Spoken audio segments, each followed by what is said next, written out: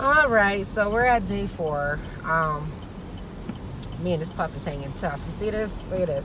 It's got to go. I'm so sick of it. Okay, so another story I was thinking about, just reflecting over Jaleisa, and I have a blanket on.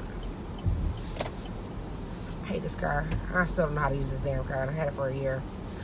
Okay, so story about Jaleisa. So Jaleisa is always been a great girl, overachiever, always done really, really well academically, always. I get questions a lot why.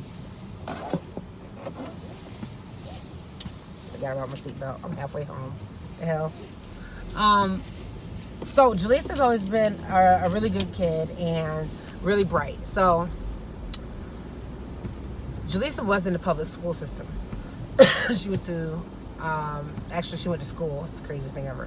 She went to school with her uncle, which is my brother, and 3 of our cousins. They all went to the same school for elementary school. It's crazy, right? So she had a lot of family around her. Bus rides were really comfortable, yada yada, or whatever. So Jaleisa went to a public school, and the girl went into kindergarten reading. Okay, when I mean reading, I don't mean like run, Scott, run, here, Jane, here. Like, no. Full sentences, Jaleisa was reading. Full paragraphs, Jaleisa was reading. Before Jaleisa went into kindergarten, her favorite book that we would get from the library all the time was called Jump Rope Magic. Her absolute favorite book. So if you guys actually look this book up, I don't know if it's on YouTube, this is like maybe like a second, third grade reading level, I think this book is. Jaleisa was reading it. So she's in kindergarten. She's doing really well. They do the Dibbles test, which is like a literacy test. And why are you driving so slow? Like, come on. So Jaleisa is you off. So Jaleisa's reading really well, very proficiently, and not just reading well, comprehending what she's reading. Before kindergarten. So when she goes in, she's bored as hell. The normal phonics and ELA standards are like sounding out words, having sight words, blah, blah, blah. Now, I will say her and her brother are polar opposites, because that was a struggle for him. But for Jaleisa, it was really easy. So in first kindergarten, she had a, what do you call this thing? A classroom management strategy that they had in her classroom was French fries. They had like McDonald's French fry containers, and if the kids were naughty, they took a French fry. It wasn't really a French fry. It was like a tongue depressor or something like that, or popsicle stick, something like that. They would take one out. If you were great, they put one back in. And depending on how you were at the end of the day, I don't know how to tally up. I ain't working LA that long. Something like that. Ended up whatever you got an extrinsic reward, like, I don't know, a sticker or whatever. That. So that was how it went. So Jaleisa, and I told the people this because I know my kids. Parents, please know your children. So Jaleisa was getting very bored by the level of work that she was doing, because at home she was doing far more. So they did the Dibbles test and said, oh yeah, she's at, 3rd grade reading level, blah, blah, blah, and all this stuff. But socially, we want to keep her where she is, because we want her to know how to communicate with, sorry, I bounced around. We want to keep her communicating with or around peers, people, kids her age or whatever. Okay, yeah, whatever. She's also very mature for her age as well. So, I bought into that. I understood where that was coming from. But she wasn't being challenged. So by the 4th time, Jaleisa had gotten in trouble. I gave it a couple times. By the 4th time, Jaleisa had been punished, so to speak, for kind of acting out in class. I was like, this is too much, because that's what kids do. When kids don't understand what you're doing in class, when they're either too low, where they can't meet the demand of what's happening, or they're too high, meaning what you're doing in work is something that they're extremely proficient in and they don't need to do it anymore. Either of those ends of the spectrum, you're going to have problems with behavior in the classroom, because either I don't understand this, so I want to get a way out, or I've already done this and this is boring and I'm bored. I don't want to do it. So that's the end of the spectrum Jaleisa was on. So after that, I talked to my mom about it. I talked to her dad about it.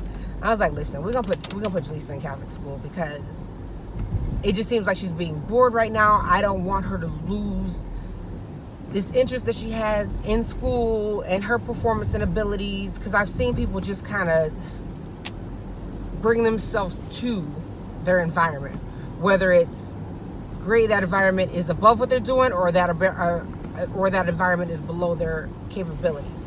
Either way. So I just didn't want Jaleisa to regress. So we put her in a Catholic school. It wasn't that bad of a transition for Jaleisa. It was nice.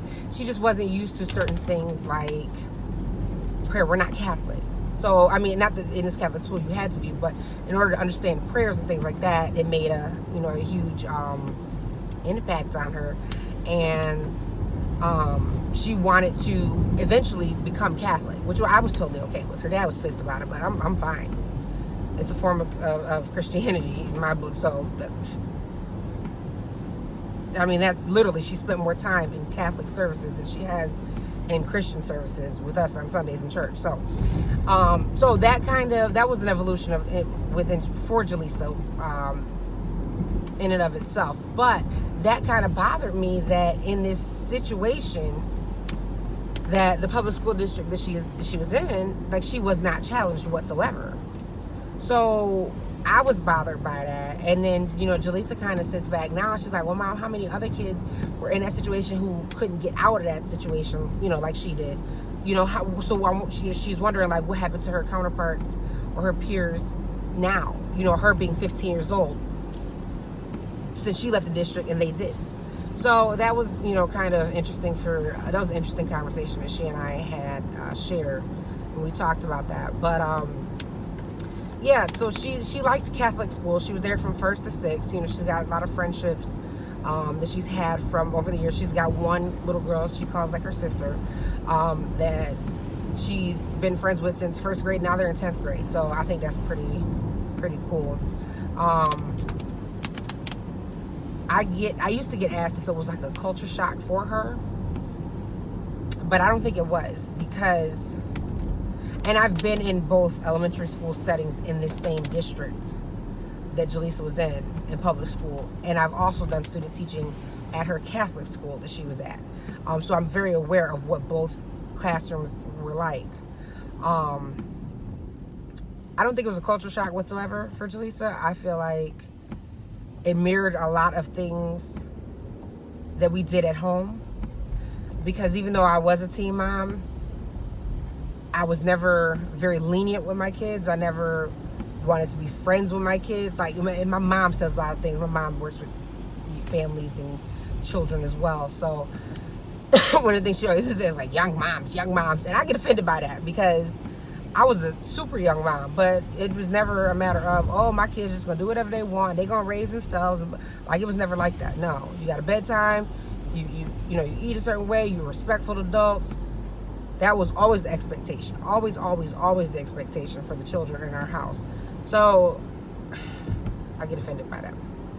But I know she doesn't mean anything by it. I know she's not trying to be mean, but she's just trying to say some younger people who just don't know any better. But Chisa knows. I knew way better. I knew what I wanted for these kids before they were here, and I'm busting my behind to make sure they get there. So, dang, dude, you gonna ride my behind? Like, chill. It's not even that serious. I feel like pumping the brakes right now. Idiot. Okay, sorry.